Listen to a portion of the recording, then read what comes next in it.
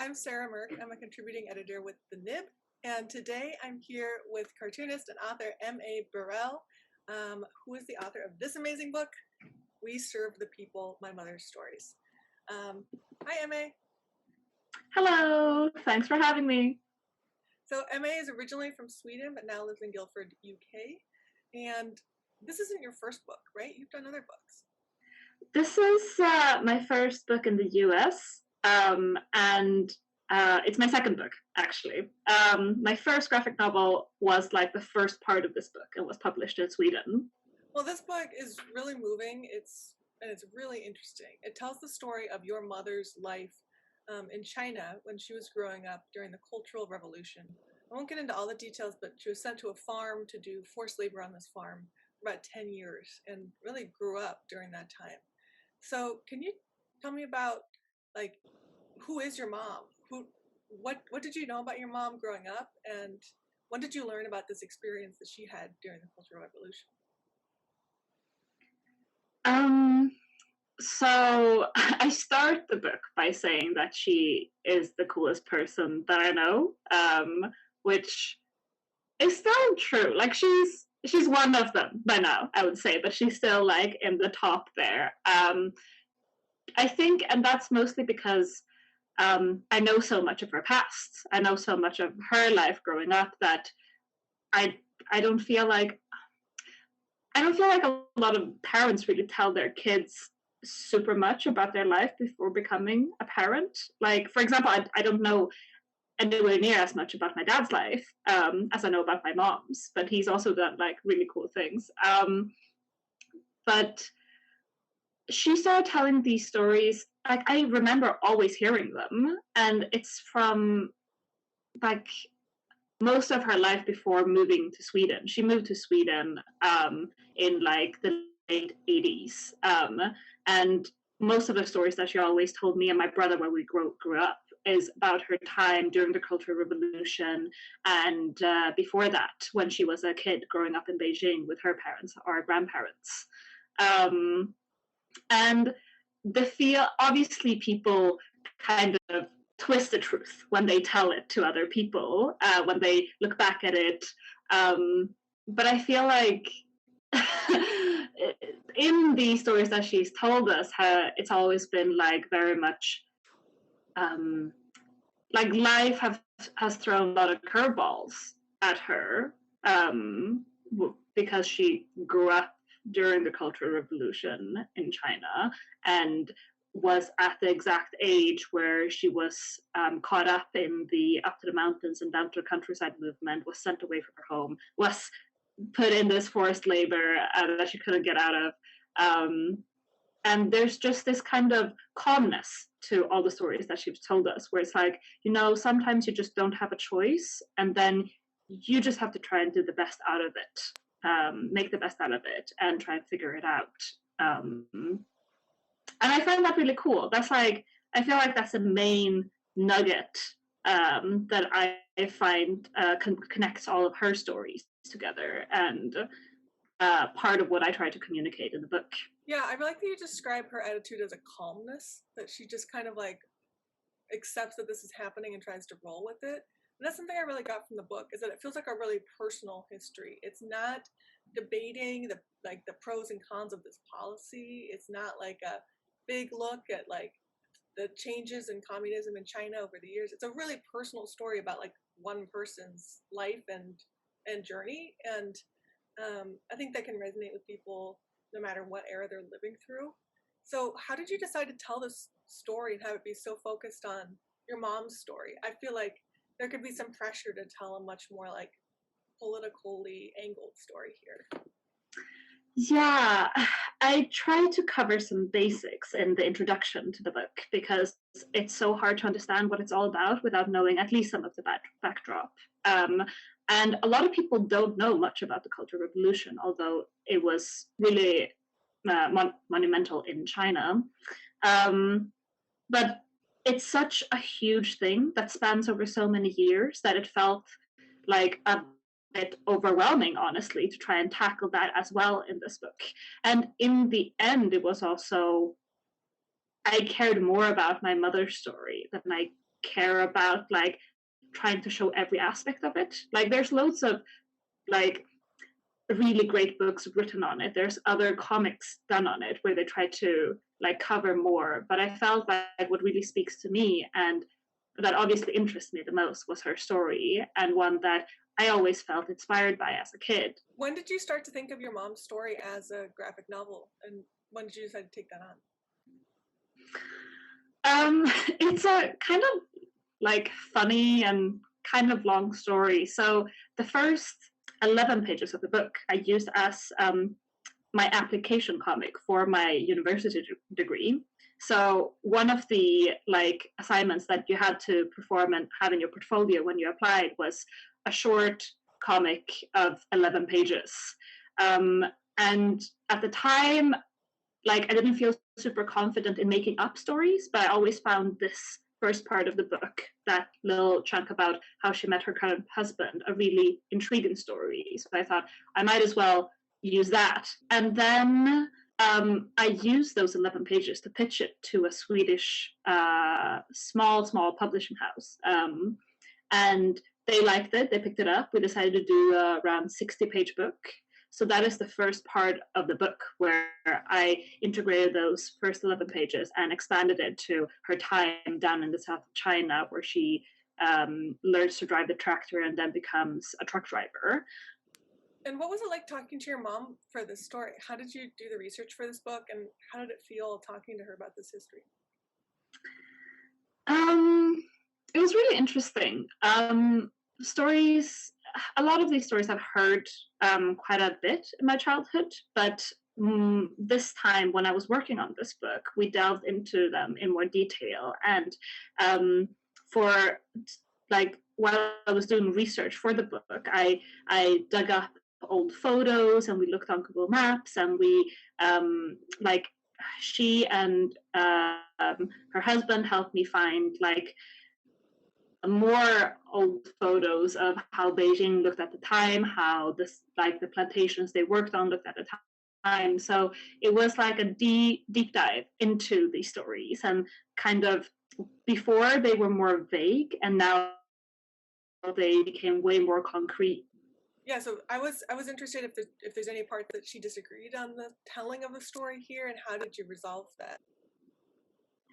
Yeah, there were certain parts because she told us a lot of stories, way more than what ended up in the book in the end. And there were some stories where I felt like this would be a really interesting like side story, or this would make a really like this would make for more of a statement of some kind. Where she disagreed and very much did not want to have that included because of various reasons. And we ended up having long discussions about it, about freedom of speech, and in the end, although I still feel some disagreement about it, I felt like this book, I wanted them to stay true to her and her stories that she told and the tone she told them in. And because it's so based around her, I felt like in that case I should respect the stories that she wants to include. And looking back at it, I think it was the right decision. But we absolutely had some like moments where we came like butted head against each other, so to say. Yeah, I was curious about how creating this book changed your understanding of your mom and changed your relationship with your mom. I feel like I've always known her pretty well because she's been so open about her life and talked so much about it. Like I feel like I knew the person she was before, but actually making this book and talking more about these stories, it's also been like, you know, delving deeper into it and scrutinizing the stories, I've come to understand more that, you know, some things are just smoothed over time. Like that some parts of it, it's easier to say that this was fine, we did all right, we had to deal with it, and not focus too much on how painful it could have been or how distressed she must have felt at certain points. And just, being more aware of like how history is subjective in no matter where you look. Like it's always written by somebody with a subjective view, and becoming more aware of like, the nuances of it, and realizing like it can't have always been that easy. It can't have always been so easy to go with the flow. And there are things that are being omitted because passage of time, because memory fading and stuff like that, but also maybe because of repressed emotions and stuff like that.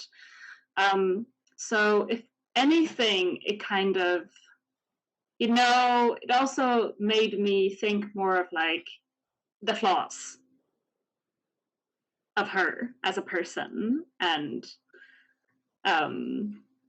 but I think our relationship is pretty much the same as before. I just feel like I know a bit more in detail, especially like I can imagine the places a bit better that she has gone through. Why did it feel so important for you to capture this story and to share it in this book? I think, first of all, it's an important story for me, especially the first part of the book, where she learns how to drive the tractor and the truck later on. Like, she's always been a strong female role model for me, and I feel as a comic creator, it's part of our, what do you call it? Like, I think it's part of my duty as a comic creator to create the media that I want to see and that I felt like I missed growing up.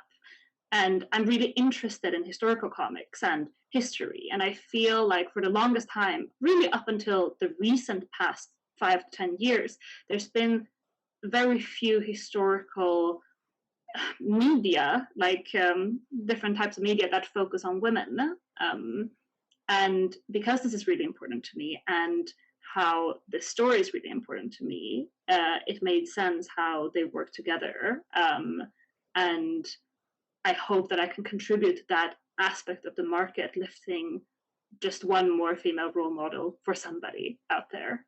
I think it would be quite a challenge to draw this book because there's so much that's visually unknown. Like there's not a lot of photos from farms during the Cultural Revolution, and trying to get those details right must have been pretty tough. So how did you try and make this look visually accurate without having a ton of source material to go on? So there was a base of photos, not a ton of them. And then that was like 50% of the research material and like the basis of the art. And the other 50% were pure description from my mom and stepdad. So I would, for example, sit down and we would draw like what do you call an overview of the apartment, like a floor plan. And then she would describe to me like, this is the material it was made in, this is like how we had the room, this is how these farm buildings were placed and how they looked and how the nature was around it. These were like how they were built. And then we would find parts that we could reference, like, okay, I would Google like in English, old shed, and then old Asian shed or something like that. And then I would be like, okay, which one like looks the most like how it looked at the time. So it was this kind of like piecing together a puzzle and trying to like make it work. And in the end, when I had draft, the very useful part of it was that I could show it to her and be like, did it look like this? And she could be like, yes, no, change this a little bit. But I do think like the best comment I've heard from her about this book was about some part in the beginning where she was like, wow, that part of the road with these mountains, it really looked like that. And that was a part I'd drawn with very little reference and just putting small pieces together. So that made me extremely happy that I somehow had just hit the nail on the head and just like, whoa, okay, that worked. So it was a lot of like both discussion, finding photos, and like trying to piece things together in my mind. Mm-hmm. And how does it feel for you to have this book out there in the world? Is it kind of nerve-wracking to have like a personal family story being read by strangers, or does it feel really good in some ways?